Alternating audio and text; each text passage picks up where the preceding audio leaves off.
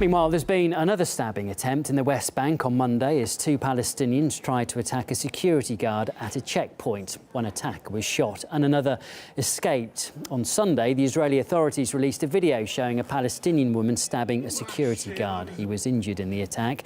The same day, 4 Israelis needed treatment in the West Bank when a Palestinian rammed his car into a bus stop. The attacker was shot dead by Israeli forces. Well, amid the latest wave of violence between Israel and Palestine, Israelis are increasingly taking safety into their own hands. Shooting classes are becoming ever more popular, as RT's Paula Slier reports. Taking up a gun is fast becoming a means of survival. In a country where both Jews and Arabs are feeling more and more unsafe, the Israeli government has no quick fixes against what it's calling lone wolf attacks. It's introduced new rules that make it easier for security forces to open fire, and also a minimum 4-year jail sentence for Palestinian agitators. But what this doesn't address is the anger and frustration that's foiling the situation in the first place. Ironically, it's in a place like this, where bullets are flying, that many citizens now feel most secure. Numbers are up, and people are coming to learn to shoot. I think there's a lot of pressure and stress on the population right now. These attacks are very personal and up close. But a weapon is a double-edged sword, and experts warn many die from a bullet from their own gun. But still, the Israeli government is struggling to contain the violence and is urging citizens with licenses to carry their guns at all times. But as Shadi is quick to point out, for some Israelis, it's easier than for others.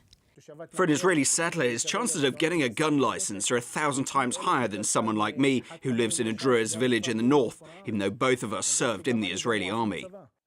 Shadi is a competitive shooter and is proud to show us the certificate licensing him to own a gun. But after having one for 5 years, the police recently confiscated it, pending further investigation. By contrast, Nir Degani wears his like a badge of honor.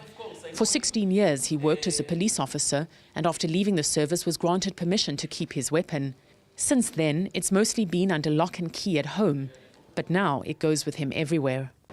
Because the last situation, I decided to take him with me, even if it's not so convenience. If terror attack will be against other person that is near me, I have my 2-3 seconds to arm the gun and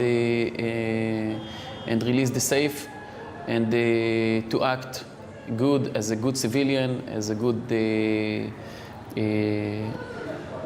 civilian, and to help to avoid more casualties in a terror attack. As the violence further exacerbates tensions between Jews and Arabs, there is one thing both agree on. To feel safe, they'll need to take matters into their own hands. Paula Slier, RT, Tel Aviv.